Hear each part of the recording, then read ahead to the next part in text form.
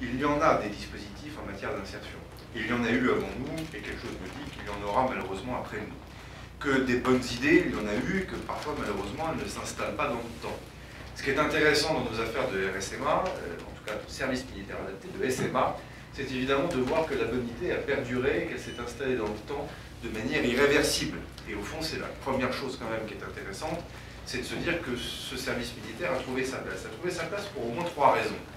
La première, et ce ne fait pas toujours facile de le dire, mais moi je l'assume complètement, par mes convictions, parce que aussi je suis militaire de réserve par ailleurs, c'est que précisément elle a été confiée aux armées, et singulièrement aux troupes de marine, et que le caractère militaire de cette institution fait partie de son identité désormais, mais donc fait aussi partie du succès et du fonctionnement de la vie quotidienne d'un jeune tel qu'il est encadré.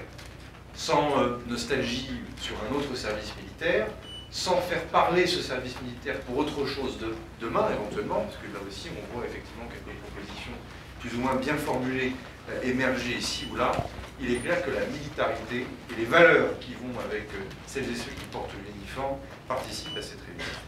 La deuxième des choses, c'est évidemment la connexion de ce SMA avec le civil et singulièrement le monde économique. Ce ne fut pas toujours un long fleuve tranquille et ça fait partie encore des défis pour demain. Parce qu'en fonction des territoires, on voit bien que la fluidité des relations avec le monde économique, avec les différents chefs d'entreprise, la crise Covid d'ailleurs a réveillé un certain nombre de difficultés ou parfois de crispations sur le marché de l'emploi.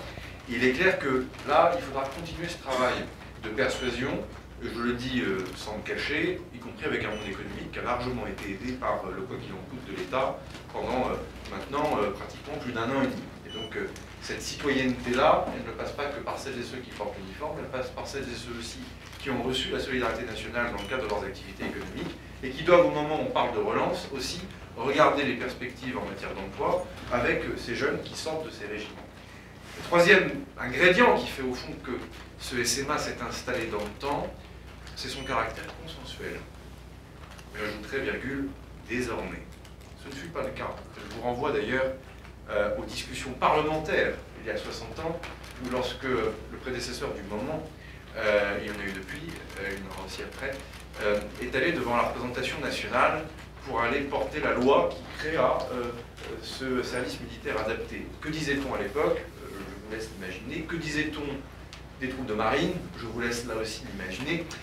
Et que donc, au fond, que de chemin a été parcouru. Et lorsque on se rend en Nouvelle-Calédonie aujourd'hui, territoire dans lequel des questions se posent sur son appartenance à la République pour demain, eh bien, nous sommes étonnés de voir, enfin nous, ça ne nous étonne pas parce qu'on le sait, mais j'aime à le redire, on est étonnés de voir qu'au fond, eh ben, la présence de militaires français de la République encadrant des jeunes gens qui parfois peuvent avoir des convictions indépendantistes n'est pas un problème.